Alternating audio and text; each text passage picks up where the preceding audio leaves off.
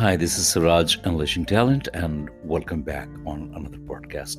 Many of you would have definitely in your, uh, lifetime or during your job would have experienced different types of leaders, and you would have your experience, and sometimes these experiences define you as a leader. Your experiences with your leaders have a long lasting impression on your own personality. When we work with leaders, the leaders impact our personality and we impact their personality. The behaviors of leaders would determine how the team would perform and eventually how the organization will perform. In today's discussion, we would first of all talk about some of the characteristics of a leader who is insecure. He's someone who feels always he is Mr. Know All. Another problem that I feel is, these leaders, they don't develop people. They don't believe in developing people. They believe more in the goals and continue to chase people, to accomplish those goals. And in the process, they behave differently. I think they would do a lot of micromanagement. So if you have someone who is doing too much of micromanagement, that's the sign of a leader who is insecure. And these leaders would take credits for team performance. When we work together, it is the team that performs and it is the team that needs to cherish the success. But in the process, the insecure leader would not try to give a lot of credit to the team. He would always be on the top of the stuff. He doesn't like or she doesn't like feedback from team members or from the top or from his or her peers. They just don't like feedback. They feel they know everything and they don't need to learn. I'm sure you would have come across leaders who feel they know everything. They know the process, they know people, they know customers, they know business, and they have proven track record of doing great in business. They would never accept their mistakes, in some way or the other they would put it on to somebody else. They don't like to be challenged by their people. These are some of the symptoms that an insecure leader would reflect. And if you are experiencing these, then you should know that you are working for a leader who himself feels insecure.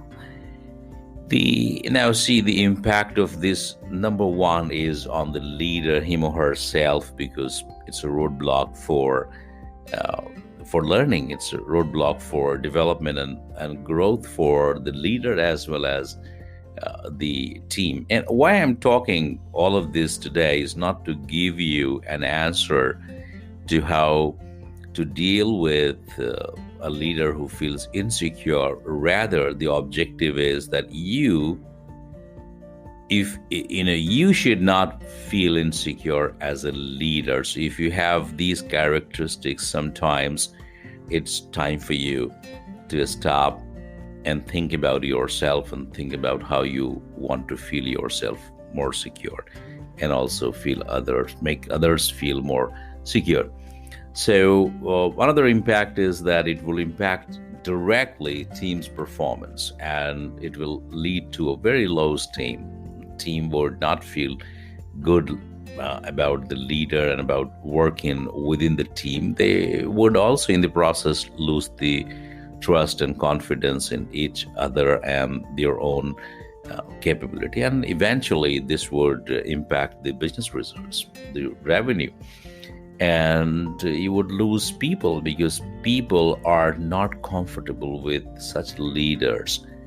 And they would wait for some time, but eventually they would start looking out for opportunities outside the organization where they feel they would have the career growth. So the loss of business, loss of people, and people would start feeling insecure about their job and about their career and about their growth. And so it's all about, it would lead to disengagement and losing people, and it impacts business, self, team, and everyone. So those are kind of impacts that if you would have if you are feeling insecure as a leader. So now, what is it that you could do as a leader if you are feeling insecure because of any reason? So first of all, believe in yourself, trust in yourself. Number two, focus more on the goals that have been assigned to you, and understand that it's not just you who has to accomplish those goals. You have to come back to your team and you have to work together to find out ways to accomplish those goals and cherish the success towards the end. Number two is be a very genuine, intentional listener.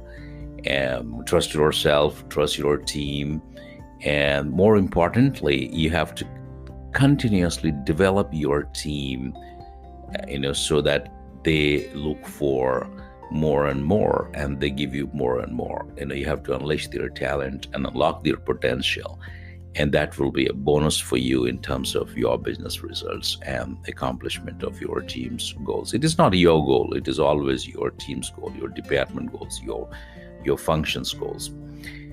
It's extremely important for you to value others' opinions and make others feel secured. When you feel secured, you start opening up and you start sharing, you start believing in others, you start listening to others, and you start leveraging others' strengths. And I'm not limiting others' strengths to the team strengths. It also means the larger team's strengths, the organizational strengths, the strengths of the other teams that may have some information that can help you. So, to conclude, you have to understand your role as a leader. You are not an individual who, because of any reason, starts feeling insecure. If you feel it that way, and if you find the reason for you to be insecure is your leaders, then you need to go up and talk to them, because you have to understand that you being insecure means you're going to negatively impact your team and your organization. Eventually, your performance, your team performance, and your organizational performance. Well, so we learned 3 things in today's podcast. Number 1, are you as a leader feeling insecure?